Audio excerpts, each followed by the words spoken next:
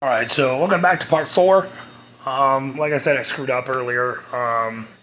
What it is that I put it into the 5-gallon, but I forgot because the sugar displacement, that it went way higher. And you're going to want, like, especially when you're using 48-hour turbo yeast because it's going crazy, you're going to want to leave some headroom. So what I did is that I have a 6-gallon. I've got a 6-gallon carboy that I cleaned up and sanitized. And I'm racking over the 5 into the 6, so it should have like a really good chunk of room for all that yeast to bubble up and go crazy and nuts and everything like that. It sucks because now I have more cleaning to do. But I did do one thing. I went on to our ABV calculator. Like I said, get on Google. ABV calculator. First link. It's like brewerfriend.com. Boom. You know what I mean? And if we have a starting gravity of 1.222 and it ferments all the way down dry to 1.000, it will be 29.14%. And that is high. That is very high. But we want that because we're going to be distilling this and turning it into 190 proof booze. Which we can proof down, and we'll get to all that distilling stuff in the next part of the sugar wash. But this, like I said, was mostly about how to do a sugar wash and how easy it is to do all the stuff. We still need to pitch the yeast. We got our airlock ready. Everything else is sanitized. We're just waiting for this guy to cool down, chuck the yeast in there, put the airlock on, and then we let it sit.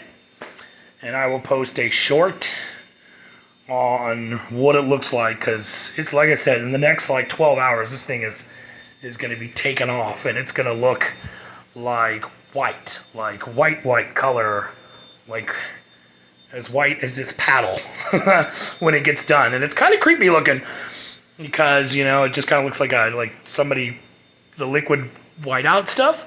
Oh yeah, you can get a big paddle like this. I got this one at, you guessed it, Friar Tuck. Look, the sticker's still on there. $3.99. And it is huge. It will not fit inside your carboy unless you do it this way and but it will fit inside your bucket. And I usually use this when I'm back sweetening mead or wine because it's just easier. Just or you can use that drill gun, blend it up. You know what I mean? Another couple things that I've got as well too. I've got one of these big brushes that I got from Friar Tuck. And it was like $8. Friar Tuck is not sponsoring my videos. And this is so you can take some of it out and check the ABV occasionally and stuff like that. So oh yeah, we're gonna add this stuff back in. So cool thing about when you get one of these guys, it has that little divot right there, and you can just dump that right back in. And with sugar washes, you want to try not to get it on the floor. It's going to be a sticky nightmare. Rinse everything right after you're done using it, especially with sugar washes. Just beer and wine and everything like that, because, it's a lot of, sugar and shit like that that's going on anyway. So, what I do, because, like I said, I live in a 2-bedroom apartment. And, what do you call it? I do all my stuff in a small kitchen. You know what I mean? So what I do is that I take any old towel, and then I just throw it on the floor, and if you got spills, whatever, it's just an easier way to pick it up. I know I didn't want this to go on for 4 videos, but there's a lot of information when it comes down to it. You don't want to go into this hobby blind, and you don't want to go in doing the wrong stuff, because you would literally just make poison, and you don't want to die. So, funny thing about the sugar wash is that you can actually turn it into hooch if you wanted to. Just throw some Kool-Aid in there, and at 29.14, it's going to get you pretty fucked up. But, like I said, this is just mostly for distilling, but we'll be back on the yeast pitch. And that'll be the last video of the sugar wash. And, yeah, we'll be back.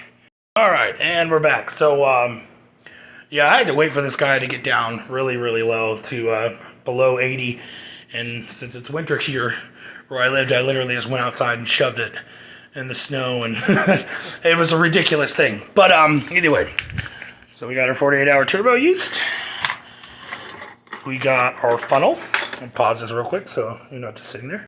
We got our funnel. So this is what everything looks like so far. Here's our yeast going in. And like I said, we're dumping it straight in. No hydration, no nothing. Oh, it's gonna smell like bread and some funk.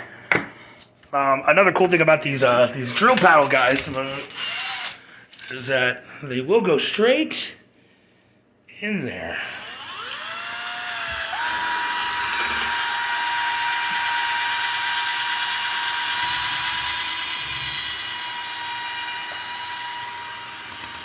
You're going to want to blend this up. And make sure you get all the yeast in there nice and mixed. Don't worry about any bubbles, that's fine. That's just elite yeast and the nutrients going.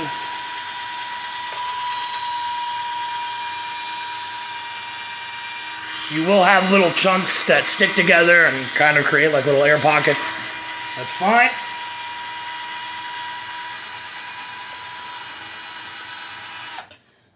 Alright, yeah, like I said, these guys can go right in there. And you can use these guys to do other things like degas wine, just straight up mixing. But yeah, so we pitched our yeast. We got our little airlock all nice and sanitized. And then we just stick that on there. Sometimes it will like stick to the sides and just, yeah, kind of give it a good shake. Like I said earlier, I got this guy down to about 80 degrees before I pitched the yeast, because that's where we want our yeast temperature to be. And so, yeah, so here in about 7 days, I'll do a YouTube short. They're a generic new rip-off of whatever the fuck it is, TikTok or, short videos now. But I'll do one of what it looks like when it's going. And then we'll do a last video. I know there's like 5 of these now of, it cleared and what it looks like. And then sparkle loading it, which is clearing it out. And we'll go through all those and all that in the other videos. But either way, I hope you guys enjoy this stuff. I'm not going to pitch anything or say subscribe. Just have fun.